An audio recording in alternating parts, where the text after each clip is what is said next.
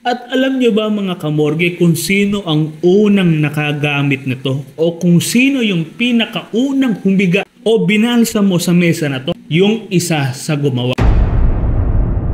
Yun, kamusta kayo mga kamorge? Muli gagawa tayo ng video. At yung gagawin naman natin video na to ay tungkol naman doon sa gumawa ng embalming table na ginagamit namin dito sa morgue. Katatapos lang namin magbalsamo pero ang gagawin natin video yung nakaharap tayo doon sa mismong embalming table. Wait lang ayusin ko lang yung camera. Katatapos nga lang namin magbalsamo at hindi pa nalilinis to pero gusto ko na ibahagi sa inyo yung kakaibang istorya ng nangyayari sa embalming table na to. Kung gusto nyong malaman, tapusin nyo ang video na to at kung hindi ka pa nakafollow, baka naman. So ayun na nga, ito nang ikwento ko. Ito pong embalming table na to, hindi ito yung mga nabibili talaga sa mga bilihan ng mga equipment na pangbalsamo. Ito po ay pinagawa lang ng may-ari ng punerarya. Kasi nga mabilisan lang talaga yung pangyayari na yun kaya talagang nangailangan kami agad. Kaya nagpagawa na lang dito. At yung gumawa po ng embalming table na to, hindi rin naman iba sa may-ari ng punerarya, talagang kilala rin naman nila. Kumbaga, binigyan lang ng idea nung may-ari ng punerarya kung papaano yung gagawin o tinuruan lang yung gagawa kung papaano yung style na gagawin sa embalming table. So, ito na nga yung pinakakwento. Bitin na bitin ka na ba?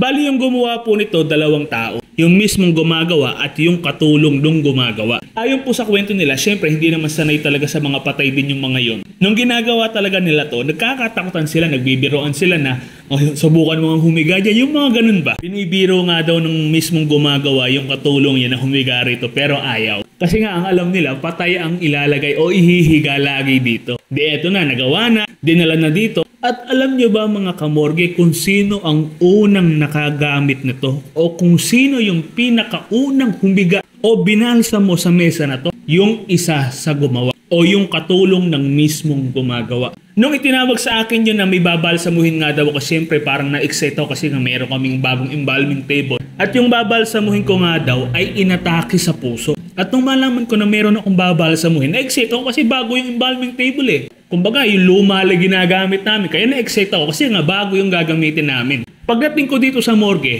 hindi ko pa alam yung istorya. Na basta sa isang lugar lang dito yung babalsamuhin ko. At hindi ko nga alam na isa siya sa gumawa ng embalming table na to.